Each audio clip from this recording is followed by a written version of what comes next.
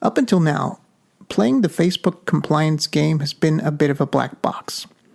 You get your account banned, you don't know why, you can't get a hold of anyone on Facebook. But this podcast will uncover exactly what you need to change on your landing page to play nice with Facebook. Not just policy compliance issues, but the specifics that many health supplement marketers just can't seem to get right. Welcome to Health Business Mastery, the Creative Thirst podcast. I'm your host, Bobby Hewitt. A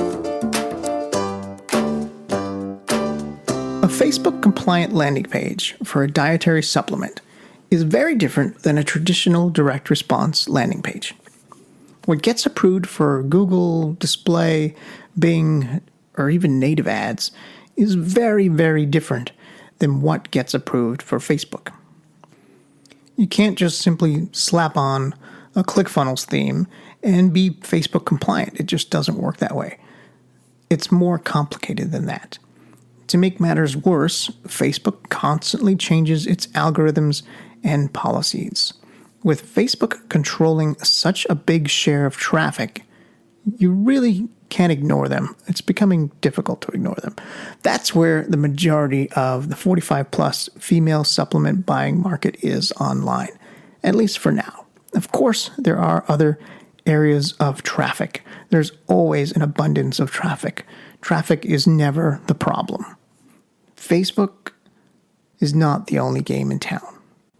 However, a lot of marketers are attracted to Facebook because of the reach. Facebook has the volume of people and the way that Facebook lets you target. So typically the struggle with Facebook is you put up a landing page, you start a campaign, or even if you have one running, at some point Facebook bans you. They shut down your account for no reason whatsoever. And part of that is how deep Facebook is actually looking at your funnel. So it's not just your landing page anymore that needs to be compliant. Facebook also cares about the next page in your funnel. Do they look beyond that next click to the page after that? For example, do they look beyond the order page to the first upsell? Well, that's debatable. As of right now, from what I'm seeing with our clients, Facebook is looking at the ad level landing page, and in some cases, one click further in your funnel. In other cases, not. Yes, the first page a visitor lands on is way more important for compliance with Facebook as compared to that next page in the funnel. If you're using a compliant pre-sale advertorial page that links to a non-compliant sales page, Facebook will eventually stop that funnel from getting traffic because of compliance issues. Both pages need to be Facebook compliant.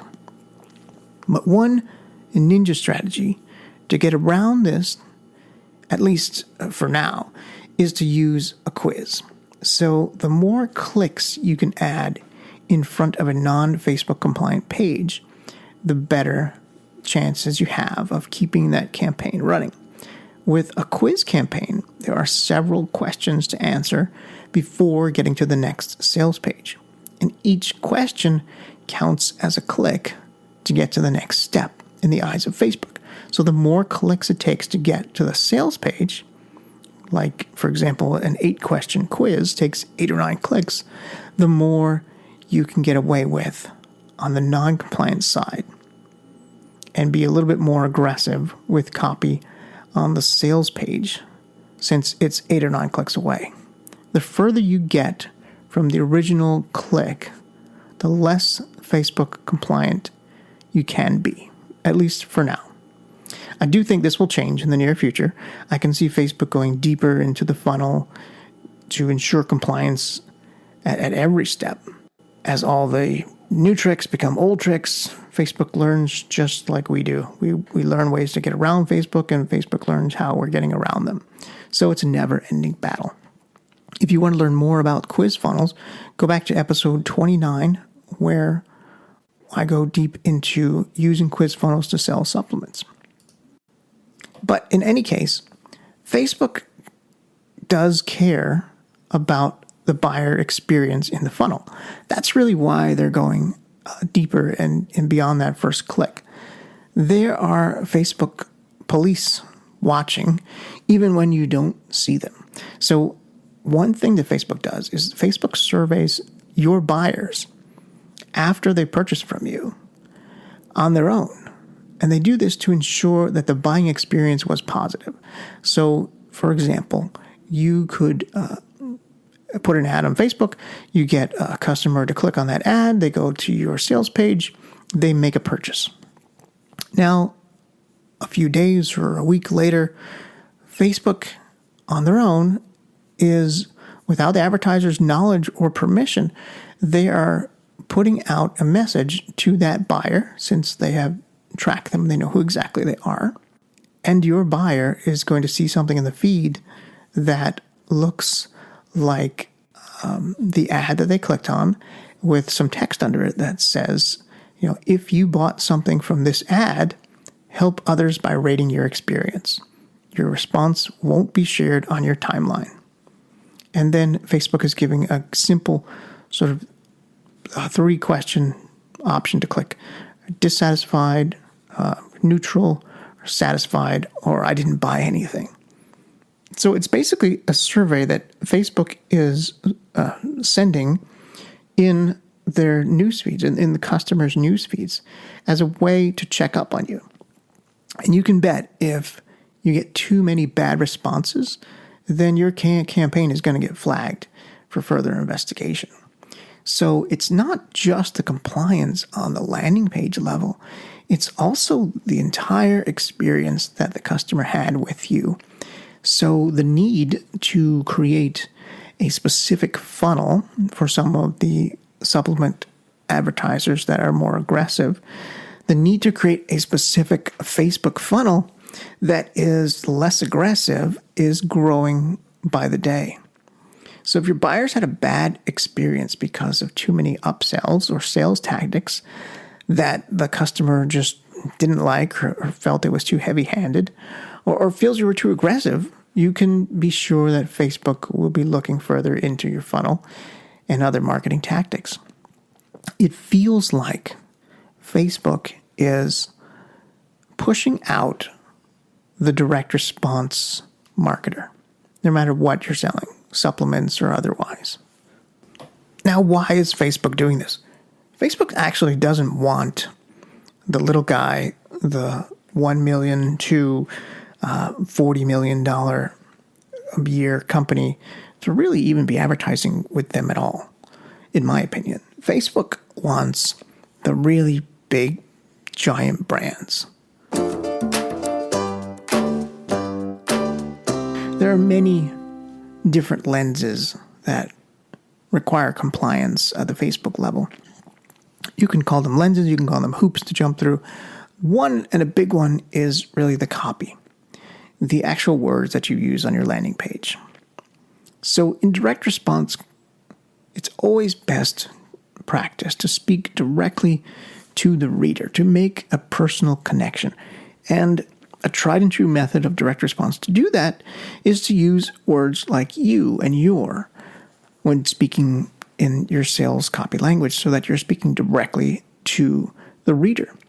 Unfortunately, Facebook compliance algorithms is specifically looking for words that, because they're used in clickbait headlines, this has made the use of speaking directly to the reader a red flag for Facebook, and it's becoming a thing of the past when it comes to compliant Facebook landing pages.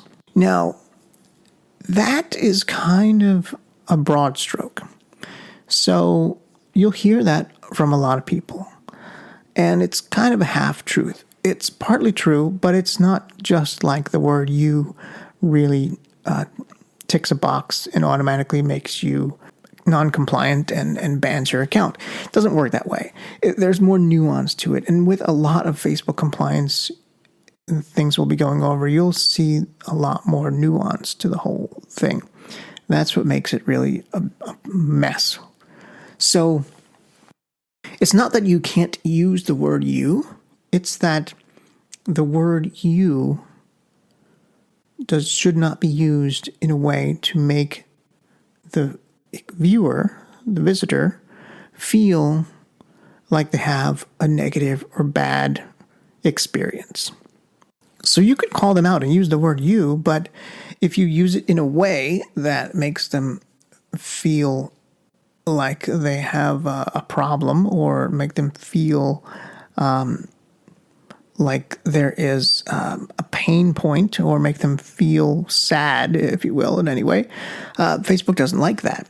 And those are the tactics that typically are used and work with direct response sales letters. That's not to say that the word you does it. It's the context and the words around the word you. So additionally, any language that includes a symptom of a disease state is not allowed.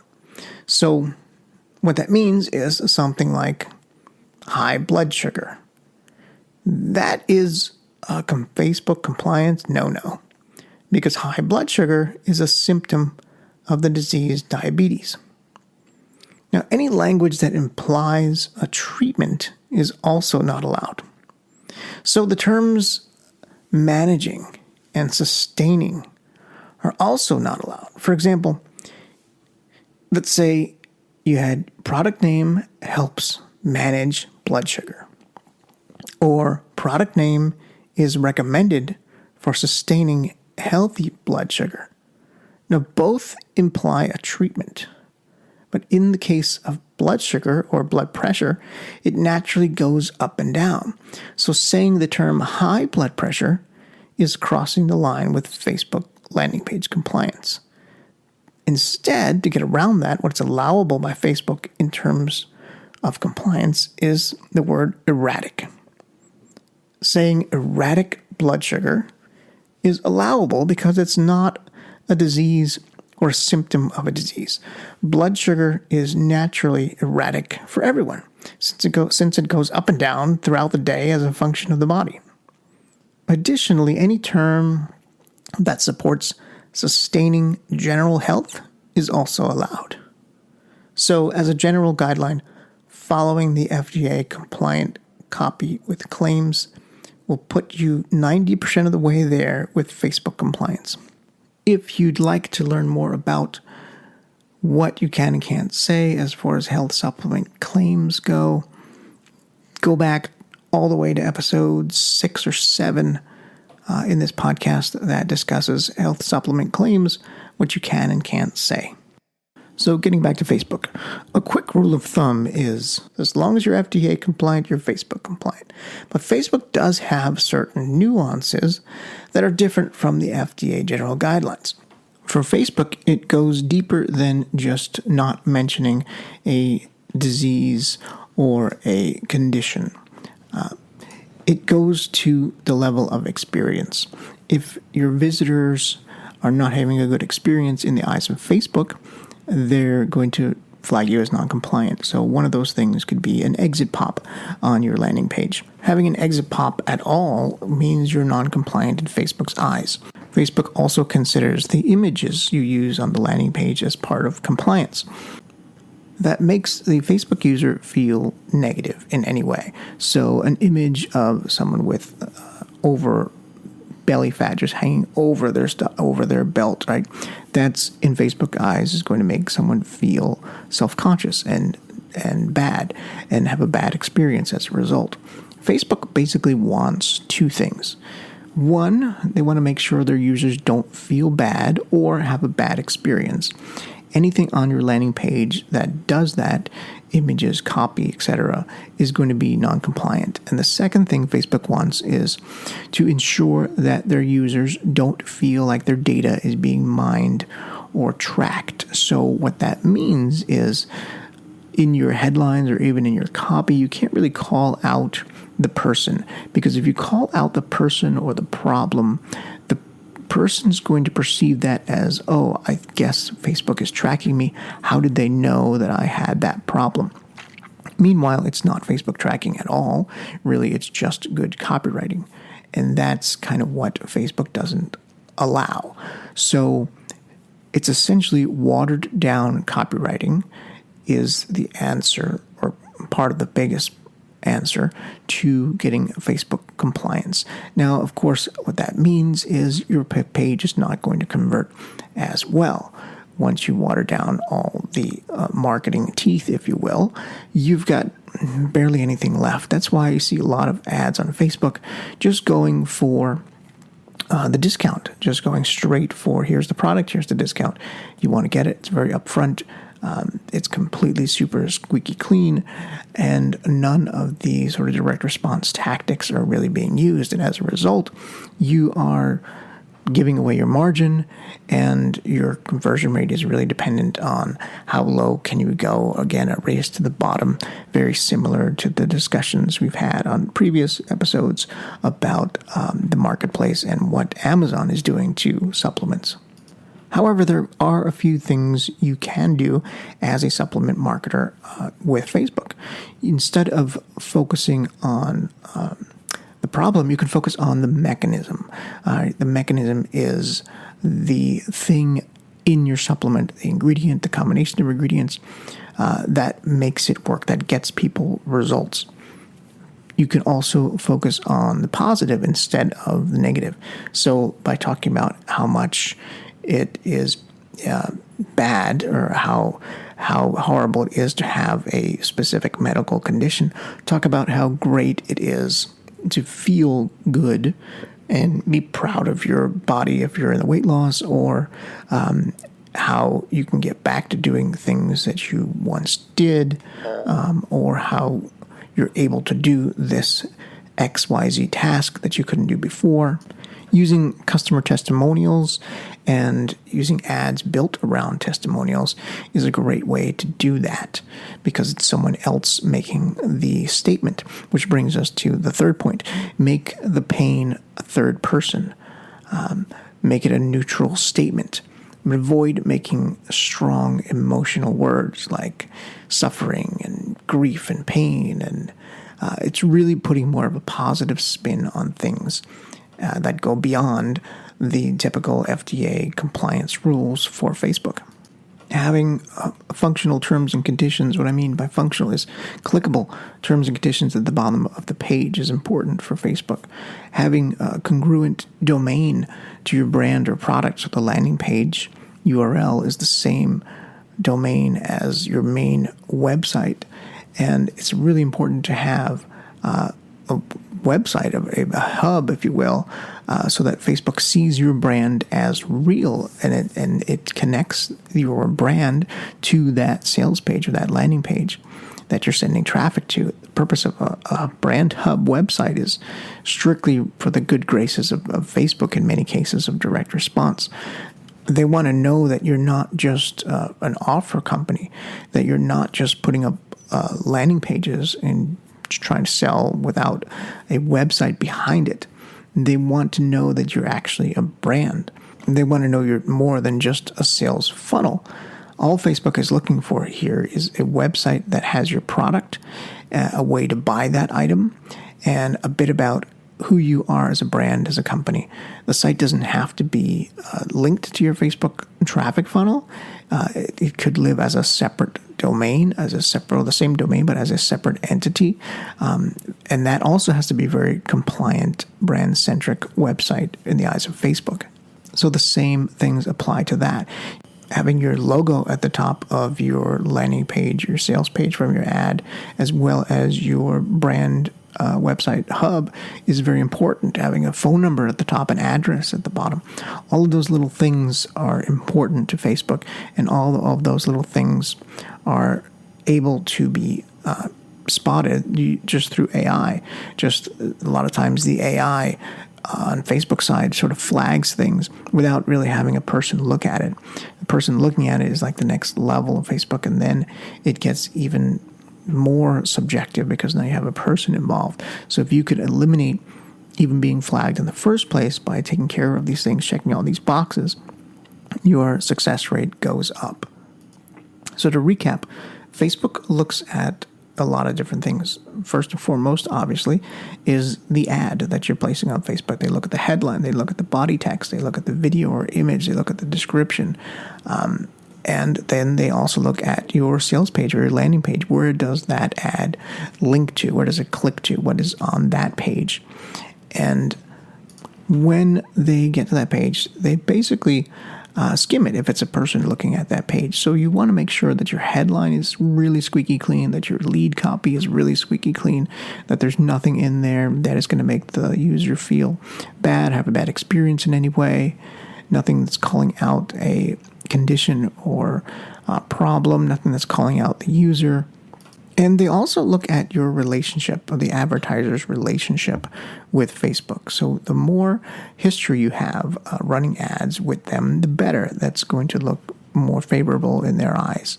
So if you're just starting out on your own and you don't have like a traffic agency that has a relationship already established with Facebook, I recommend starting with like a 2 or 3 weeks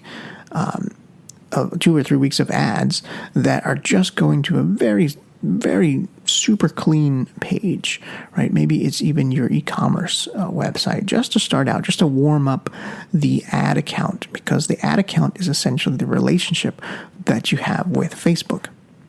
They need to know that you are a safe advertiser, that you are a respectable advertiser, and that gives them a little bit of runway, a little bit of a relationship between you and Facebook before you can start adding more ads in and adding to different landing pages. So, like, let's say you want to take them to a compliant landing page to just kind of get the sale. Before you do that, what I'm recommending is you send them to your e-commerce page and just warm them up, or even just to blog posts or something else other than the end goal here. Because if you just send them to your landing page here, and even though it may be squeaky clean and fully compliant, there's always something that you miss, and Facebook is going to catch. So by taking them to something else, first, you're just establishing that relationship, and that's the third important step to running a successful ad campaign on Facebook and being compliant, because the relationship that you have with Facebook is part of what they see as compliance. All of this is what I would put under the Facebook ad management bucket as part of the compliance formula. So in addition to a well-managed campaign, you want to be monitoring and responding to all comments in your ad posts. If you're posting in the feed, you want to be responding to comments there quickly, and you don't want any comments to have a non-response, even if it's just a thanks or a whatever. You need to respond. Facebook does look to see if you are actively answering questions and engaging with comments. If you don't respond to ad post comments, the performance of your campaign will go downhill, leaving you kind of scratching your head wondering, why is this not working? Overall, Facebook is a necessary evil, right? Following these Facebook landing page compliant guidelines will absolutely hurt conversions, no doubt. But as dietary supplement marketers, we're forced to play the Facebook game. When it comes to online traffic, Facebook is the 800-pound gorilla, at least for now. But for the time being, watered-down direct response selling is the only way to continue to get Facebook traffic. The watered-down compliant approach is working for many direct response health brands, but I can see that coming to an end at some point. As other people flood the Facebook market, as this happens, the marketplace sophistication level will rise even higher, and in an already highly sophisticated audience, this is a red flag for me. The real issue is that the selling methods that made direct response so great are being amputated by Facebook, leading to a race to the bottom of profit margin.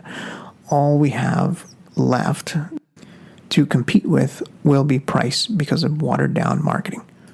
Facebook is a really big topic, and we didn't even get into the cookie aspect of things and the changes on Apple iOS for tracking. It's a giant ball of wax.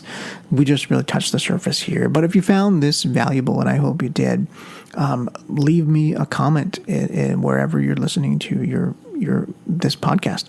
I look at all the comments and I appreciate all the feedback. And thanks for listening. Creative Thirst is a direct response digital agency focusing on conversion rate optimization and A/B testing. We work with dietary supplement companies who are struggling to maximize the profitability of their funnels so they can scale. Through the last 7 years in the online health space, we've optimized many dietary supplement businesses. And in that time, we've uncovered the 3 critical funnels for success. We put together that information in a free digital download called The 3 Funnels Every Health Supplement Business Needs to Build a Multi-million-dollar Empire. You can get that free report by going to creativethirst.com. Scroll down to the appropriate section and click on the blue Get Your ebook button.